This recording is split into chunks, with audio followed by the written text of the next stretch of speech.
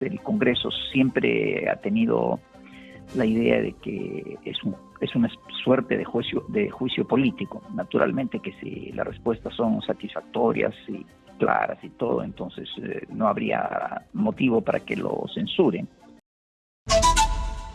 Vamos a darle la bienvenida a nuestro primer invitado, Carlos Herrera Descalzi, ex ministro de Energía y Minas, al cual le agradecemos por su tiempo. Muy buenas noches, señor Herrera. ¿Cuánto gusto?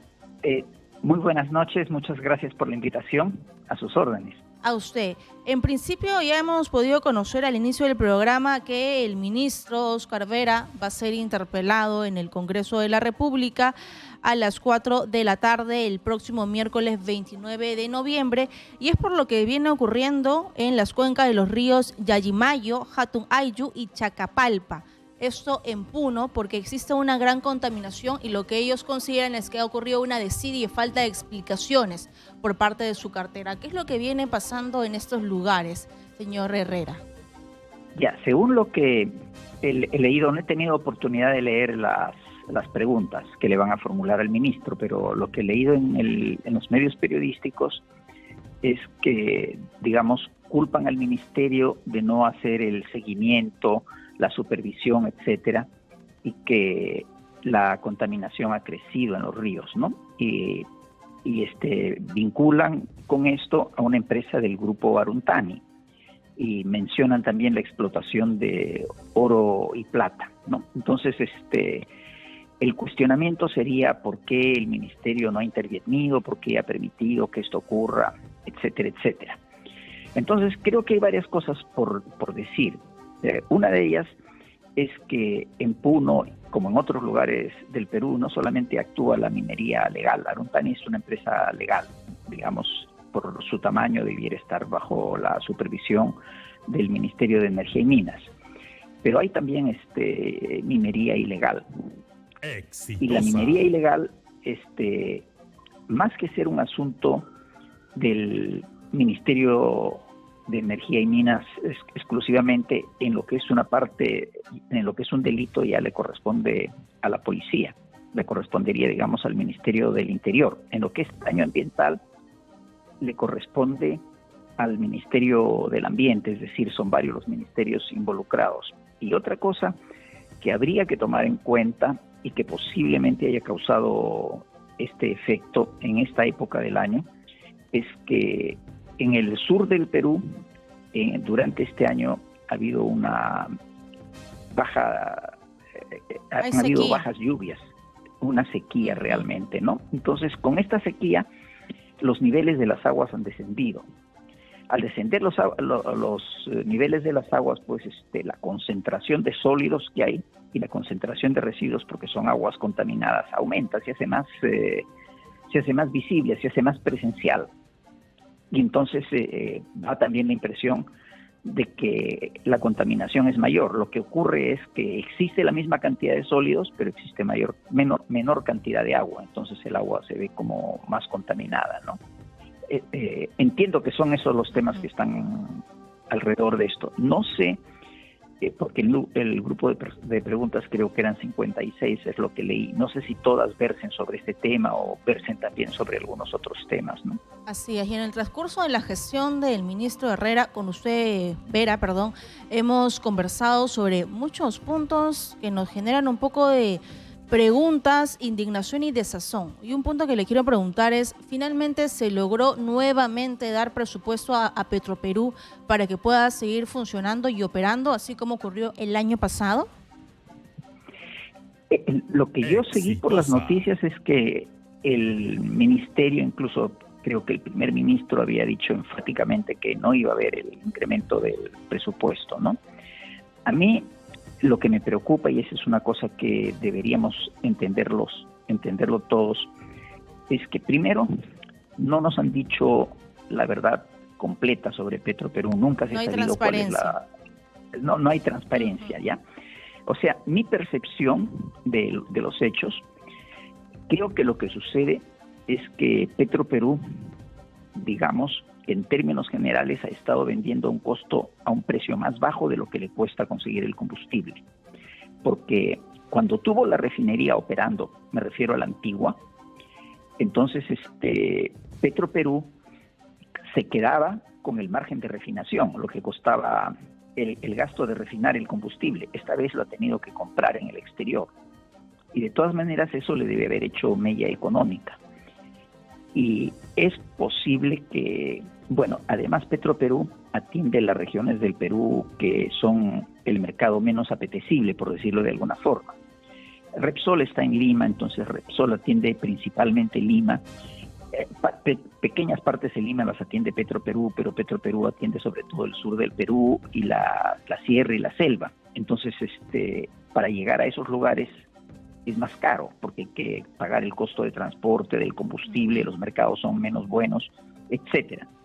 Entonces, si ese es el problema de fondo, y es una cosa que necesitamos saber, porque Petroperú tiene que dar una explicación por qué está requiriendo cada vez dinero, ¿no? Si ese es el problema del fondo, el hecho de dejar sin dinero a Petroperú podría significar un problema para el abastecimiento de esas regiones. Entonces hay que tener cuidado en el tema, pero evidentemente que Petroperú necesita pues una administración profesional, una auditoría técnica, una auditoría de gestión, para ver realmente cuál es la situación de las cosas y cuáles son las cifras reales, ¿no? Así es, y yo le hago esta pregunta porque considero que en la interpelación hay otros temas que deberían abordar, además de lo que viene ocurriendo en Puno. La primera interpelación que tiene el ministro Oscar Vera es por las supuestas reuniones que tuvo con el expresidente Pedro Castillo y por eso fue llamado al Congreso. Pero hay otros asuntos importantes como lo de Petroperú, lo que pasa en Puno, y podría sumarle también a que se va a conceder a Petroperú la explotación de algunos lotes petroleros, sabiendo de que es una empresa que no viene funcionando de forma correcta. Eso es un tema que también hay que transparentar. Sí, ese es un tema fundamental. Uh-huh. Mire, le quiero contar, ¿ya? Una de las tres Guyanas, la Guyana holandesa, que es que limita con Venezuela, recibió un programa de exploración de Exxon. Exxon es una de las grandes empresas petroleras del mundo, uh-huh, y fue exitoso. Tanto así que hoy en día están exportando alrededor de 400,000 barriles por día de petróleo. Estaban en 0 y en pasado hasta 400,000 barriles de petróleo por día. Nosotros consumimos, para tenernos una idea, 250,000. O sea, si eso nos hubiera ocurrido a nosotros, además de que habríamos completado todo lo que necesitamos, habríamos podido exportar más de 150, ¿no? Los 150 de diferencia, más los 40 que producimos, casi 200,000 barriles por día, hubiera sido una bendición para el Perú. Entonces, ¿por qué le cuento esto? Porque el Perú necesita exploración. Y uno de los planes que tenía Perú Petro es que esos lotes se juntaran todos ellos y fueran entregados a una empresa de peso, como es Exxon. En el Perú estuvo British Petroleum, que es otra de las empresas grandes, y se fue. Una de las razones debe haber sido la tramitología, porque las empresas vienen a explorar, no a hacer trámites, y se pasan los años aquí haciendo trámites, nunca les dan el permiso final, se cansan y se van. Pero la idea de esos lotes del norte, la que tenía Perú Petro, y le hablo de 2 años atrás, cuando conversé con el presidente de aquel entonces y me explicaba los temas, era conseguir una empresa así como Exxon y que hiciera una exploración como lo que ha hecho en Guyana. Es decir, buscar más profundo y buscar mayores cantidades de petróleo, que eso es lo que necesitamos. Y entiendo que hay empresas que han estado tocando la puerta a nuestro país, interesadas en poder trabajar como socios estratégicos, pero se ocultó esa información. Sí, son conocidos todos los problemas que han habido desde el 28 de julio del 21, incluso desde un poco más atrás, pero se agravaron realmente después del 28 de julio del 21, no se agravaron con el bicentenario. Entonces, hoy en día cualquiera de las soluciones no es una buena solución para el Perú, porque las empresas privadas que están allí son empresas pequeñas. Ellos tienen la capacidad de sacar el petróleo y eso es un buen negocio, pero no tienen las espaldas financieras que tendría una empresa grande como para hacer una exploración de verdad. Y los años se pasan y las oportunidades se pierden y quizás se pierdan definitivamente. Esa sería mi mayor preocupación por el tema de los lotes, ¿no? En cuanto a qué se puede hacer, tampoco hay gran mérito en las empresas privadas que lo que hacen es sacar el petróleo. Una solución que se puede hacer es ese tipo de contratos por los cuales, digamos, si a Petroperú le adjudican los lotes, Petroperú les puede contratar la explotación a esas empresas. Entonces ellas seguirían explotando, manteniendo prácticamente el status quo de lo que ocurría. La única diferencia es que buena parte del margen iría a Petroperú, ya no se quedaría enteramente en las empresas. Las empresas recibirían lo que es el justiprecio, hasta generoso por extraer el petróleo, ¿no? Porque si no, también el resultado es que a la larga el que va a resultar perjudicado es el consumidor, ¿no? Y a quien hay que proteger es al consumidor. Así es, señor Herrera. Ya para ir cerrando, esta moción de interpelación, que es válido porque es parte del trabajo del Congreso fiscalizar lo que hacen los ministros, ha obtenido 57 votos a favor, 33 en contra y 16 abstenciones. ¿Considera usted que esto debería seguir escalando a una moción de censura? Óscar Vera tiene las capacidades para poder continuar al frente de un sector que, según lo que ha dicho el ministro de Economía y Finanzas, la minería va a ser el caballito de batalla para este plan de reactivación económica que se llama Unidos, pero es una cartera que no muestra transparencia frente a lo que viene ocurriendo. Claro, el sector de energía y minas es clave para el Perú, es fundamental para el Perú. Las inversiones más importantes están allí y cuando uno mira las cifras, por ejemplo, el volumen de exportaciones, más del 60% de las exportaciones del Perú salen del sector de energía y minas, o sea, el sector es clave, ¿no?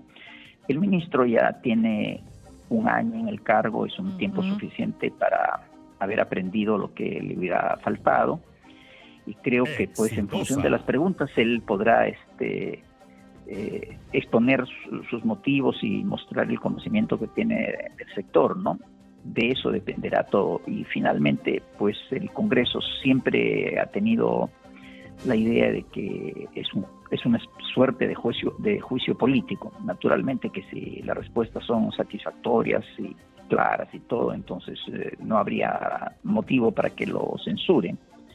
Pero si no se sienten satisfechos con las respuestas o hay algunos otros elementos, entonces sí se podría producir la censura, ¿no?